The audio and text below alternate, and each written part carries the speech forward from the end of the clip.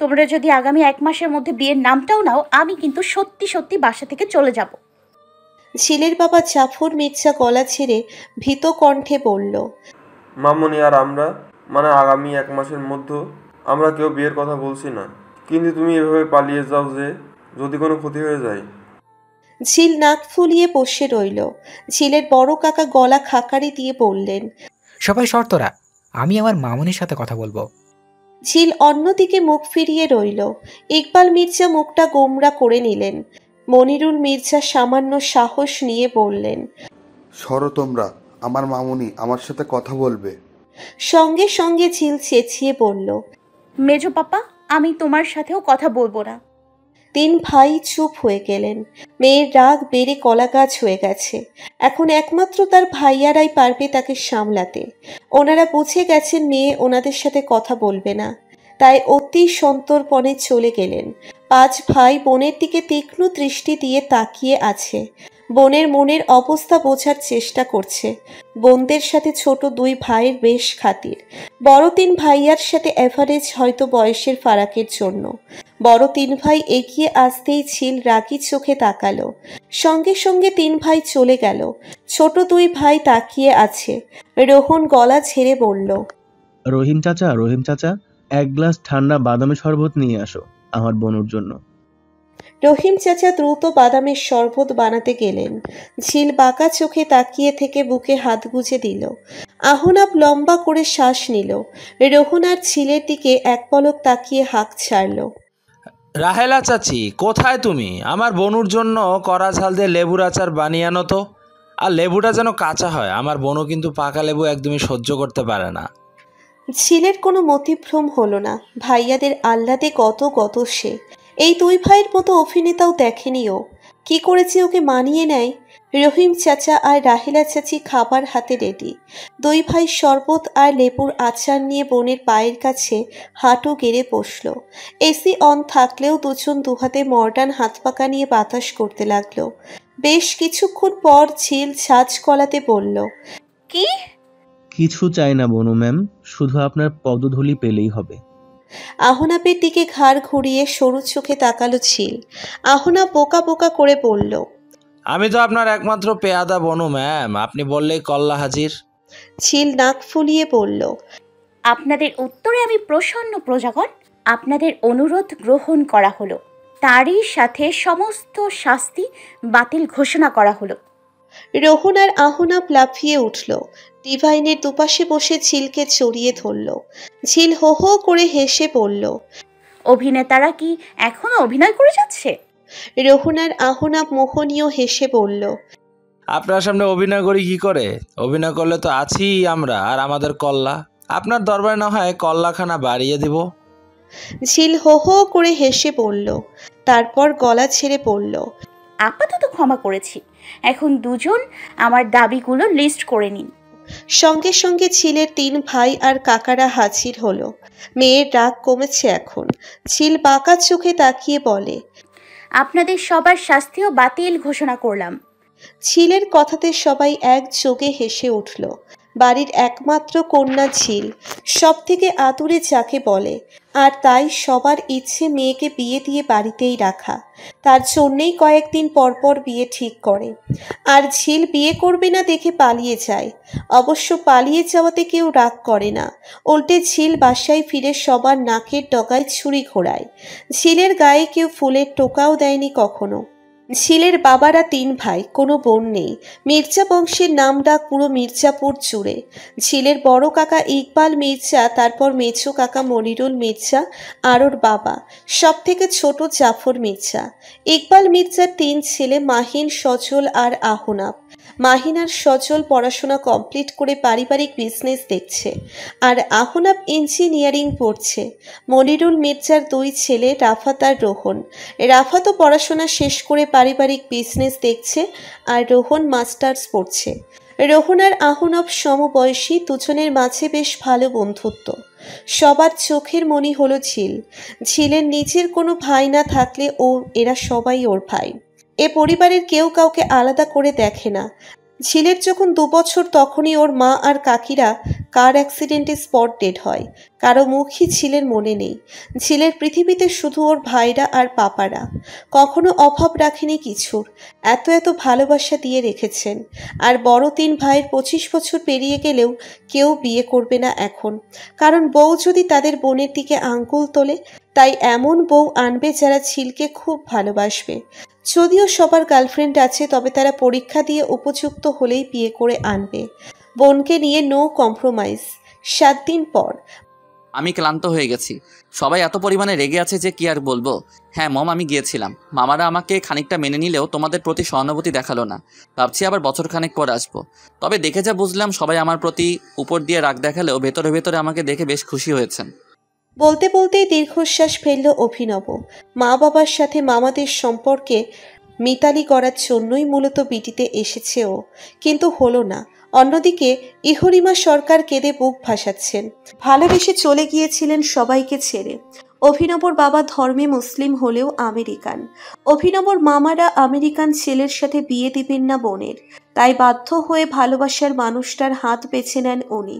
মূলত 18 শতক থেকে অভিনবর পূর্বপুরুষরা আমেরিকাতে আছেন, আর এভাবেই জন্মসূত্রে সবাই আমেরিকান হয়ে গেছেন। তবে ওই যে বলে শিকড়ের টান, বাঙালিয়ানা তো রয়েই গিয়েছে। আর তার জন্যই অভিনব চেহারাতে আমেরিকানদের একটা ছাপ আছে। হাজার হোক, ও তো জন্মসূত্রে আমেরিকানই। অভিনব তার দীর্ঘ পল্লব বুঝে বলল, ডোন্ট ওয়ারি মম, একদিন একদিন মামারা মেনে নেবেই তোমাদের। আমাকে কিন্তু মেনে নিয়েছেন, হয়তো তোমাদের প্রতি এখনো অভিমান কাটাতে পারেননি। ইহরিমা সরকার টুকরে কাঁদছেন।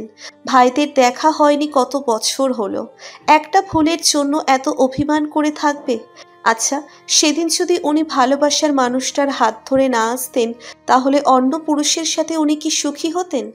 অভিনবর ভেতর থেকে একের পর এক দীর্ঘশ্বাস বের হচ্ছে। মায়ের কান্না আটকানোর জন্য পাপার সাহায্যই নিতে হবে। অভিনব ফোন রেখে দিল। বাবার নাম্বার ডায়াল করে কল দিল। সঙ্গে সঙ্গে ফোন রিসিভ হলো।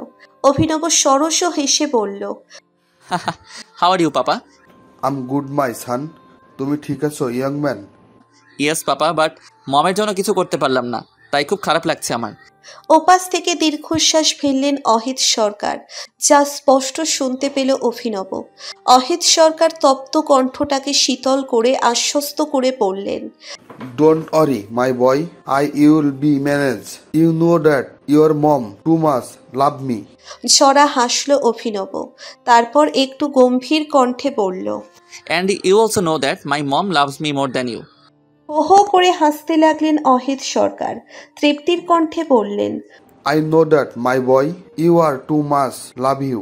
Take care my son. Love you papa, take care also.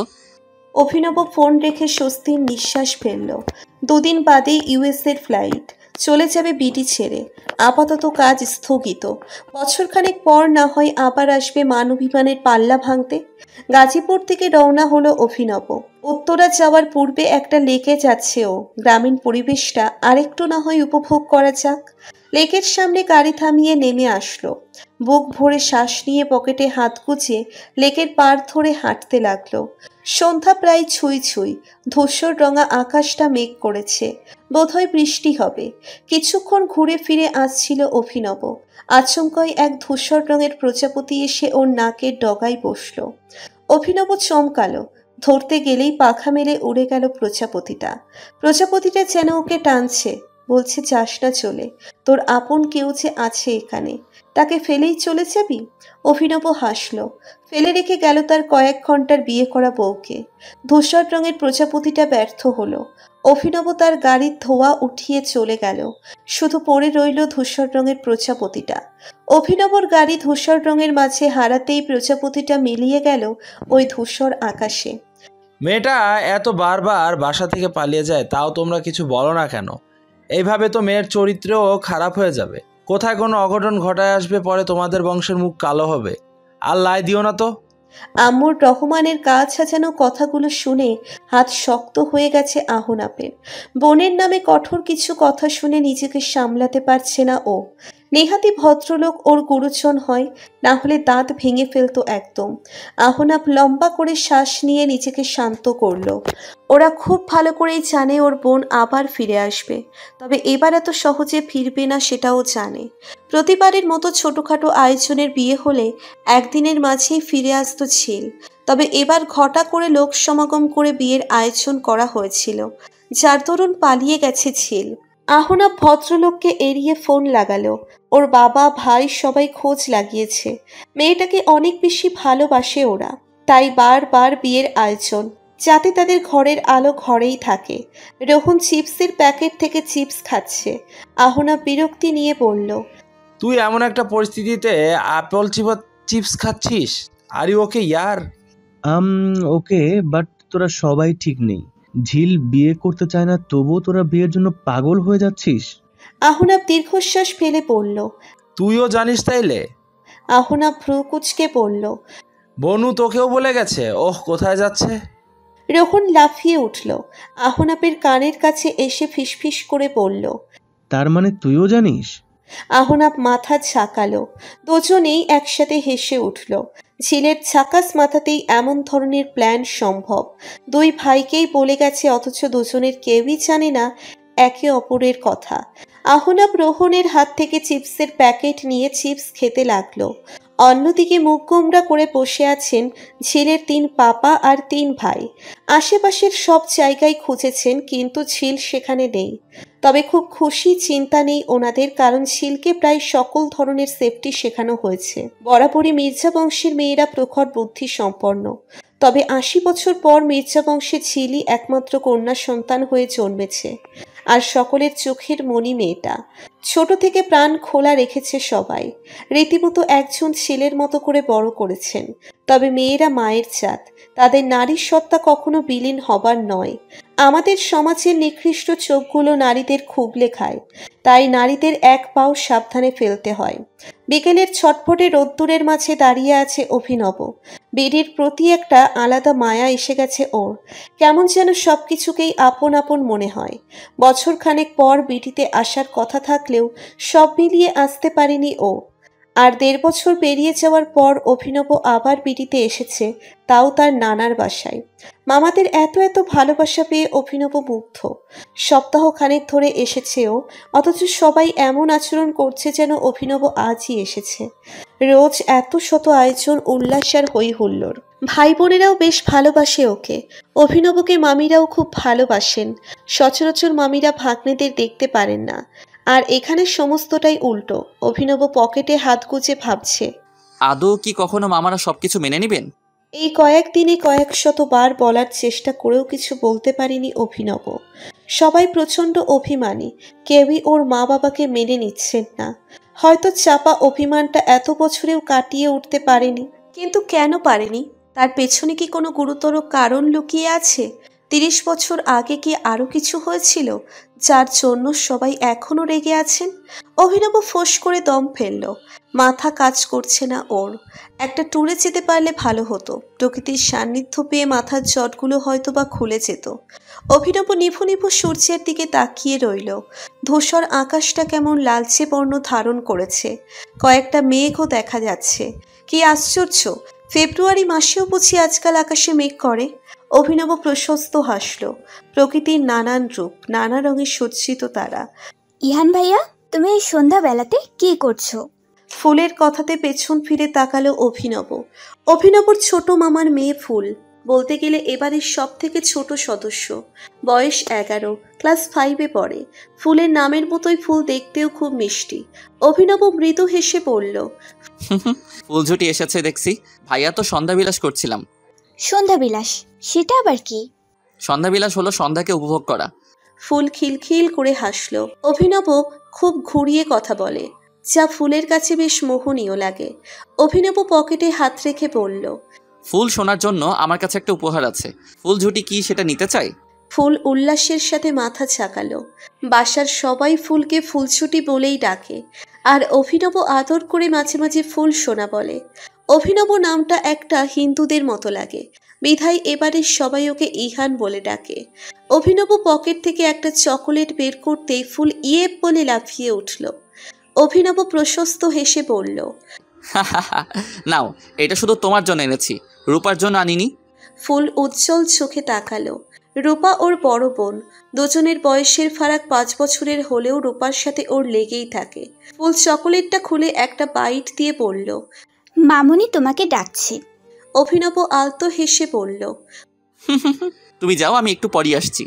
ফুল চলে গেল। অভিনব লম্বা করে শ্বাস ফেলল। মায়ের সাথে মামাদের সম্পর্ক ঠিক করতে ওকে খুব বেগ পেতে হচ্ছে। এবার যে করেই হোক সম্পর্ক ঠিক করেই যাবেও। ম্যাম, আপনার ক্যাশ আর কার্ড।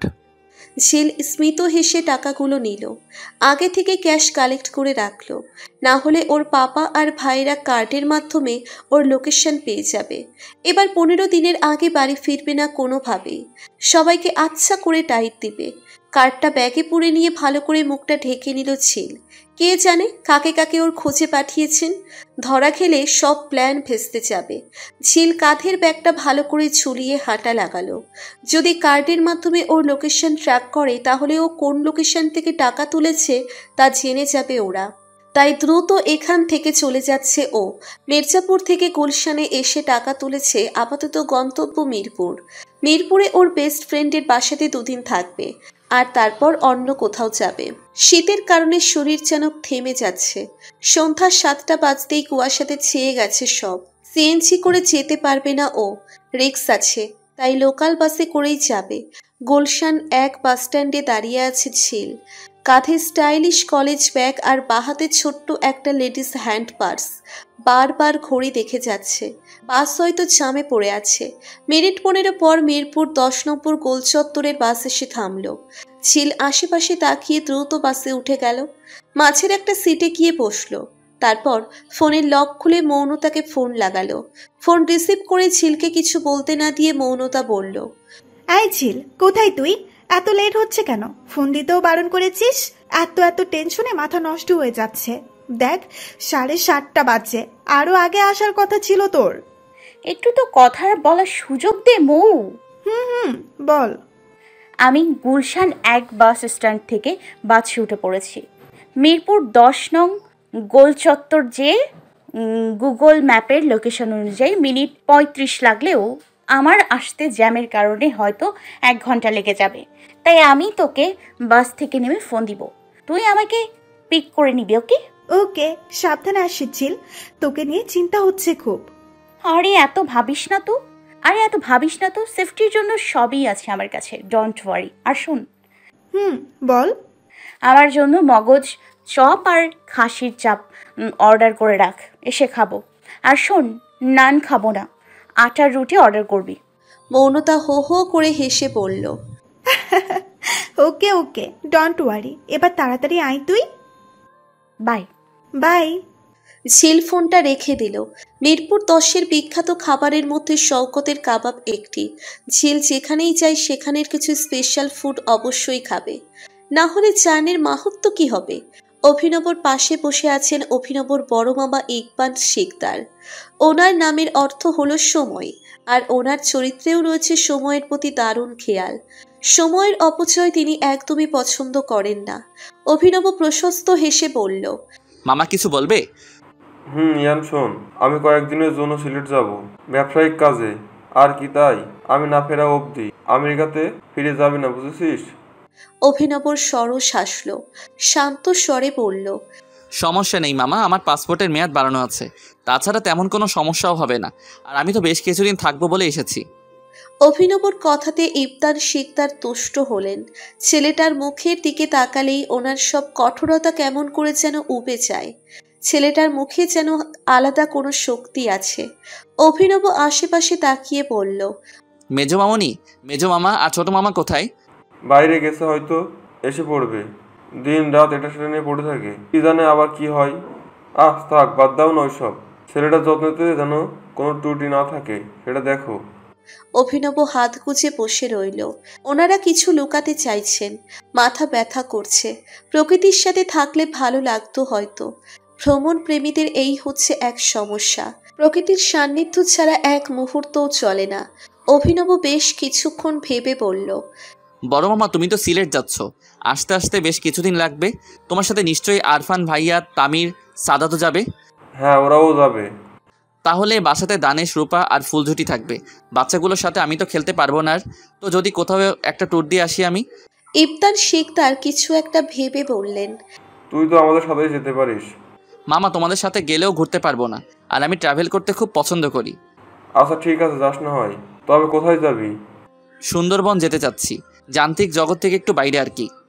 ইবনান শিকদার প্রসন্ন হাসলেন। তিনি নিজেও ট্রাভেল করতে খুব ভালোবাসেন, তবে পরিবার সামলিয়ে যেতে পারেন না। যদিও কয়েক মাস পর পর ফ্যামিলি ট্রিপে যান ওনারা। অভিনবর দিকে প্রখর দৃষ্টি দিয়ে তাকালেন। ছেলেটার মুখের দিকে তাকাতেই মনের কথা মনে পড়ে গেল। বুকের ভেতর চাপা কষ্টটা যেন উথলিয়ে পড়ছে। অভিমান ছাপিয়ে ভালোবাসাগুলো বেরিয়ে আসতে চাইছে। ইব্বান শিকদার দ্রুত স্থান ত্যাগ করলেন। মিরপুর 10 নম্বর গোলচত্বরে বাস থামতেই ফোঁস করে দম ফেলল ঝিল। এত জ্যামের কারণে 1.5 ঘন্টা লেগে গেল। মাত্র 10 কিলোমিটার, অথচ সময় লাগলো 1.5 ঘন্টা। বাংলাদেশের যানজট কি কখনোই কাটবে না? ঝিল গোলচত্বর দাঁড়িয়ে ফোন লাগালো মৌনতাকে। মৌনতা ফোন রিসিভ করেই বকবক শুরু করে দিল। ঝিল ক্লান্ত হয়ে পড়েছে। মৌনতা এক দমে হাঁচার কথা বলে বলল, কিরে, আছিস নাকি গেছিস? কথা বলিস না কেন? মৌ, তুই কথা বললে কাউকে কথা বলতে দিস? উফ, সরি। তাই হোক, কোথায় তুই? আর কত দেরি হবে? ঝিল চারিদিকে তাকিয়ে মুখটা ঢেকে নিয়ে বলল,